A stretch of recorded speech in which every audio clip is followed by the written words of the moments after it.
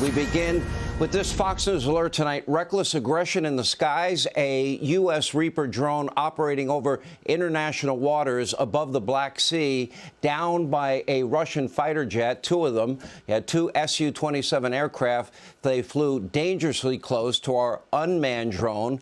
Now, Putin's thugs then dumped fuel on our drone several times before then finally ramming its propeller and then sending our $14 million aircraft into the sea below.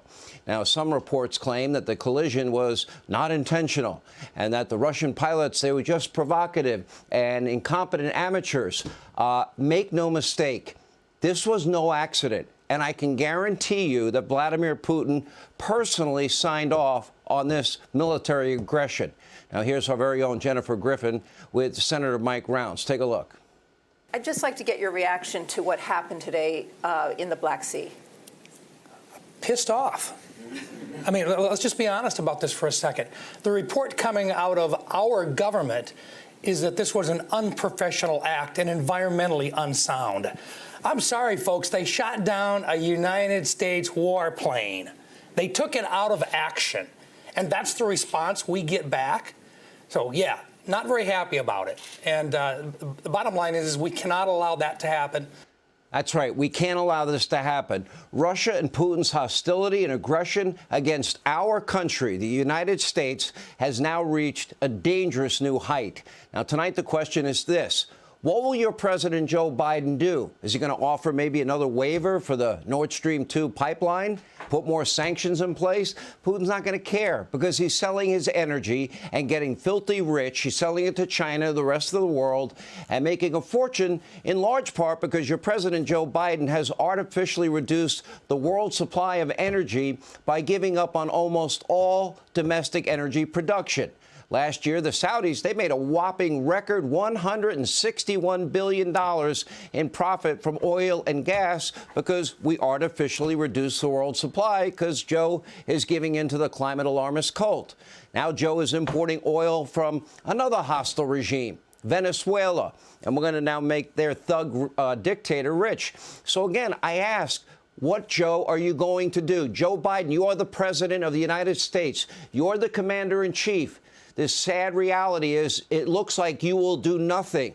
Russia sat back and they watched the Chinese spy balloon. They watched it fly over Alaska's skies, down the west coast of Canada, over our missile silos in beautiful Montana, down to Missouri and Kansas, over to Kentucky, and then out to the Carolinas. Then you decided to shoot it out of the sky. After the communist Chinese got all the intelligence they could ever want, you finally shoot it down, and then you overreact and you shoot down three unidentified. They still have not told us what these objects are, but we believe one was likely a $100 hobby club balloon, and they spent a $400,000 Sidewinder missile to shoot that out of the sky. Now, other Chinese spy balloons were spotted near U.S. territories all over the globe, and green space lasers from a mysterious Chinese satellite beaming down around Hawaii. And let's not forget about China's threats to reunify with our ally Taiwan, which are now reaching a fever pitch. Never mind the communist Chinese flying over their fighter jets over Taiwan airspace on a regular basis. Then if you want to really add insult to injury, China is now demanding that we apologize for all of their hostile behavior. Joe, what are you going to do?